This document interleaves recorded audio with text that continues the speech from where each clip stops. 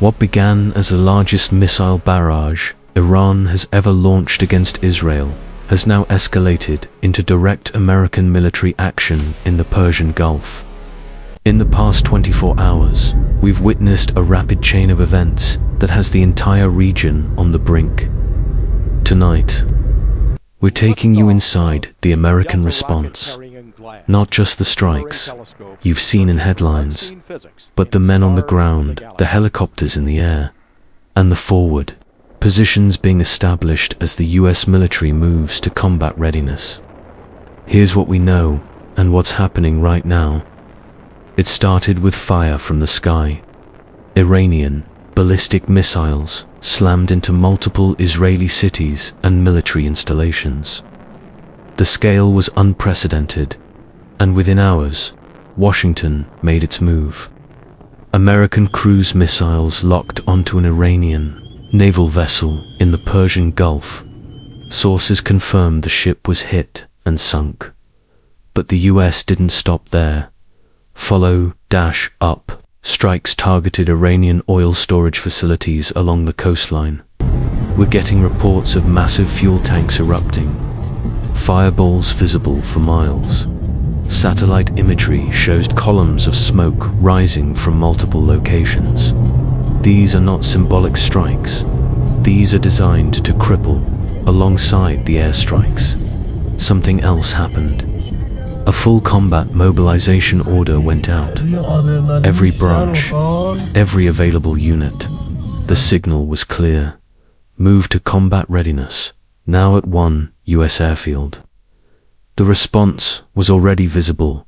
2 CH-53C Stallion heavy lift helicopters sat on the flight line with rotors already turning. Ground crews stayed low, staying clear of the rotor wash.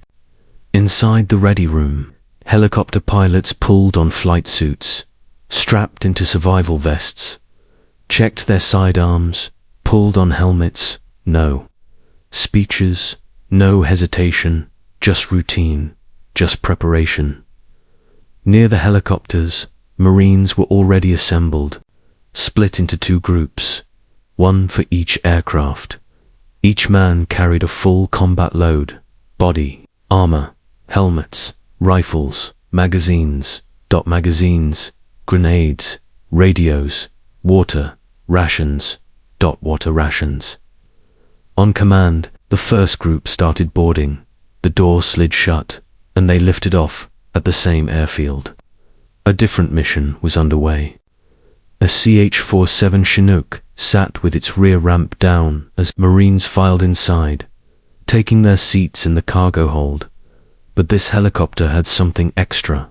Beneath it, ground crews attached an artillery piece to an external cargo sling, a towed howitzer. The Chinook would carry it suspended beneath the fuselage, flying low over the terrain toward a military camp. On approach, the pilots descended. The crew chief guided them down until the howitzer touched ground. The sling released, the gun sat in the dirt. Then the helicopter moved to a nearby landing spot, set down, and the Marines walked off the ramp. They didn't rest. They moved straight to that artillery piece, unpacked the ammunition they'd brought with them, spread the trails, dug in the spades, mounted the sights, stacked the rounds, ready in minutes. As evening approached, 2 more helicopters arrived at a separate forward position, carrying additional Marines. The aircraft landed in open ground, flat, no structures, no cover. The Marines exited and spread out. Here's what you need to understand. It was getting dark. Fast.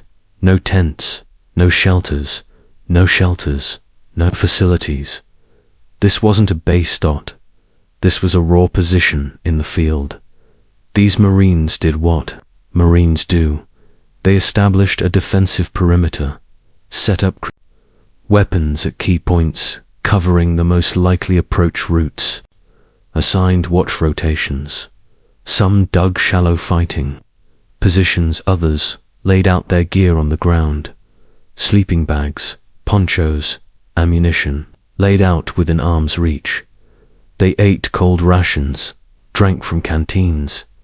The temperature dropped, and they settled in for a night on open ground, with nothing overhead but sky. Through the night, helicopters kept coming, blacked out, using night vision to navigate. Each flight brought more equipment, crates of ammunition, additional anti-tank weapons, mortar tubes and rounds, cases of radio batteries, medical supplies. On one of the later flights, lightweight tactical buggies rolled off a Chinook's rear ramp. Vehicles, driven off, moved to concealed positions, hidden under camouflage netting. Communication specialists set up satellite antennas, established contact with the command post. By the time the sun started coming up, that empty patch of ground had become a functioning forward operating base. Vehicles, weapons, supplies, communications, fairly humble, but fully operational. At first light, the Marines began moving out from the camp. They split into squads and headed toward assigned sectors. The first task was reconnaissance. Teams moved through the terrain slowly and deliberately, observing the landscape, identifying natural cover, marking ridgelines and dead ground that could conceal enemy movement. They mapped out fields of fire and potential ambush positions. Everything was recorded and reported back to the command element. Sniper teams moved to elevated positions overlooking the surrounding area. They unpacked their rifles, set up bipods, and laid out their equipment. Spotting scopes, RANGEFINDERS, wind meters, logbooks, one man behind the rifle, one behind the spotting scope. They began methodical observation of the terrain, scanning sector by sector, noting distances to landmarks, identifying potential targets, logging any movement they saw. The infantry squads began running through combat drills. They practiced bounding movement across open ground. One fire team moved while the other provided cover. Then they switched. They rehearsed building and room clearing procedures. Stack up on the door, breach. Enter, clear. Corners, call out threats. They practiced moving through low terrain, using wadis and ditches to stay hidden from observation. Every movement was done at a crouch or crawl. Speed and silence were the priority. The squad leaders watched each run through, corrected mistakes, and made them do it again. The drills repeated over and over until every man moved without hesitation, without noise, and without exposing himself to the open. Fire teams practiced immediate action drills.